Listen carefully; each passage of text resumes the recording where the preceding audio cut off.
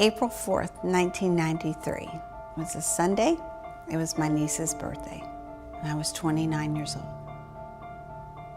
That day didn't end my life, but it changed my life forever.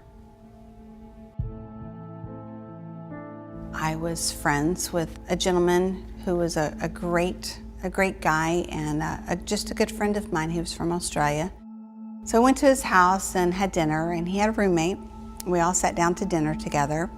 And I don't think my friend or I noticed when his roommate left the room, but when his roommate came back in the room, he had a gun, and he had it pointed right at us. And he basically said, "I want your watch, I want your car keys, I want all your money, and you're both gonna die." I don't blame my friend for not having his gun stored safely. He did what most people do. But had it been stored safely, he would still be alive. I would have never been shot, and we wouldn't be talking right now.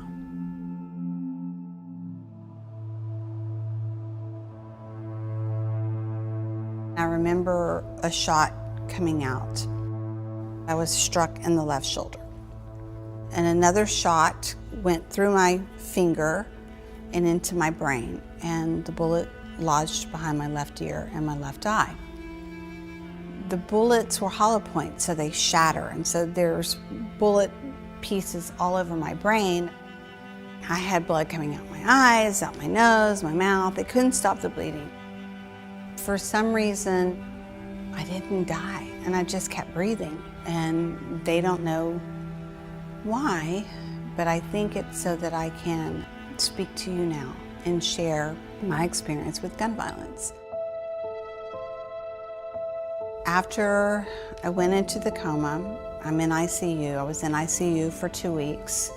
My head had swollen to the size of a watermelon from what I've been told, and I looked pretty bad. I opened my eyes and I just laid there wondering what was going on. I can't feed myself. I'm paralyzed. I can't go to the restroom by myself. I can't walk. I tried to bury everything that had happened until one day I really realized that the only way to move forward was to unbury everything. So I'm grateful to be able to have access to the mental health professionals who could help me to comprehend that I now lived with a bullet in my brain and that my life was forever changed. But it didn't mean it was over.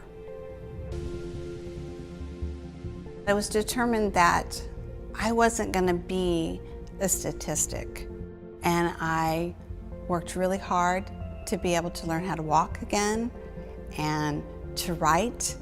I was going to live, if nothing else, so that I could make sure that my friend who lost his life was not forgotten.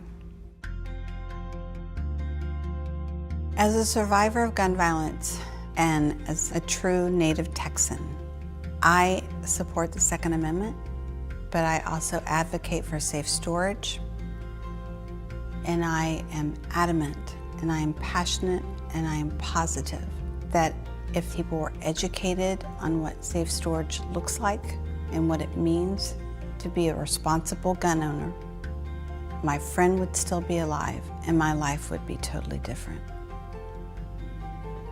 Texas Gun Sense advocates for common sense policies like safe storage. I am Susan R. Nelson, and I support Texas Gun Sense.